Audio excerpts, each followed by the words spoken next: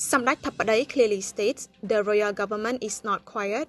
The army is at its original location. Please trust in the action of the royal government. Prime Minister Samdech Thipadei stated this afternoon of September 9th that there has been a lot of discussion on social media on certain topics, including raising some questions causing ambiguity until some individuals take advantage of them for political gain. I would like to take this opportunity to briefly clarify. 1. Why does the government keep so quiet? Some of you may think that unless the Prime Minister or key figures regularly release messages on television or social media, the government is not silent.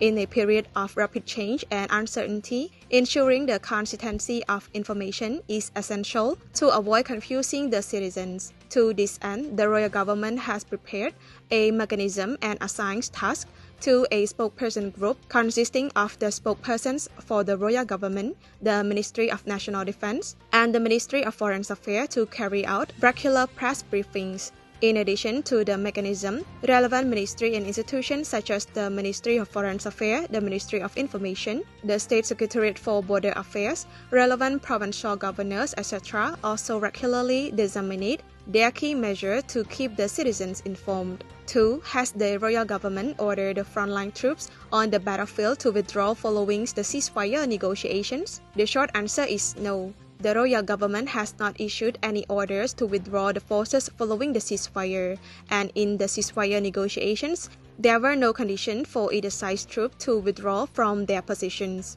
3. Was land sharing set forth in the past negotiation? The short answer is no. Samdech Thipadei stated that the ceasefire talks on July 28 in Malaysia were only about the ceasefire. Past bilateral negotiation, including the extraordinary GBC meeting between the Minister of Defense and the Regional Border Committee RBC meeting, has not mentioned the demarcation of the border either. All meetings outcomes, including the July 28 special meeting, GBC and RBC extraordinary meetings, were all publicly available. There is no secrecy and there are no secret negotiations other than those meetings. Regarding border negotiations, Cambodia remains adhered to the position of peacefully resolving border issues with the existing border mechanism, namely the Cambodia-Thailand Joint Boundaries Commission JBC, based on the existing agreements between Cambodia and Thailand, relevant treaties and international law. 3. Haven't the government and the Ministry of National Defense provided any help to the frontline troops? Why are only charitable people seen helping?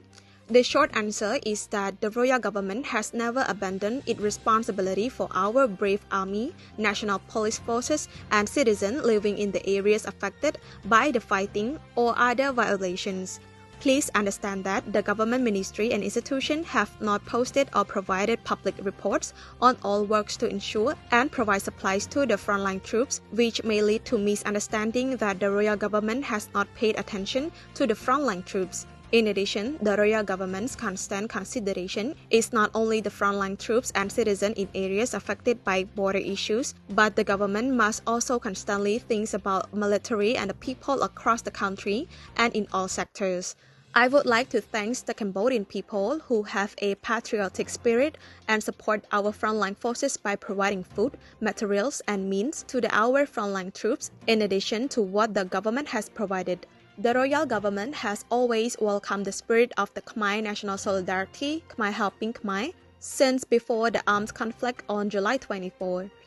This is a difficult time when we must unite and help each other to solve the problems together. I hope that the brief clarification of the above points can resolve some of the questions I have seen on social media in the past. Therefore, I ask all compatriots to trust the government, which is actively working to find solutions to the problem quickly for the greater benefits of the nation and the people, even though things are not made public and seems to be too quiet.